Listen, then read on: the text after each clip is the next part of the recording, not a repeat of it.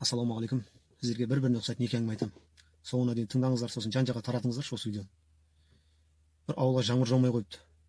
Бүкіл құрбандық шалыпты. Қой сойыпты, түйе сойыпты, бие сойыпты.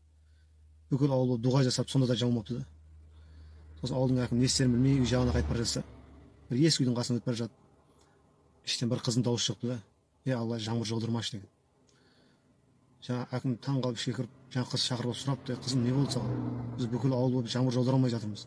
Сен неге олай айтып жатсың десе, жаңа қыз айтты: біз жаңбыр жауса қиналып қалып жатырмыз. Әкем жоқ, тамымыздың үсті тесік, су өтіп кетеді. Жаңбыр жауса мен мектепке бара алмаймын, аяғымда етік жоқ деп айтады дейді. Сонда бүкіл адам дұға жасайтын болса, соның ішінде ең қатты қиналып тұрған адам дұғасын қабылдайды екен да Алла Тағала. Біз де Алладан бірдеңе сұрардан алдын жан-жағымызға қарауымыз керек екен да. Бұл бірінші әңгіме. Енді екіншісін айтамын. Бір адам Алладан бірдеңе сұрасам, берсе қуанамын, бермесе одан да қатты қуанамын деп айтады.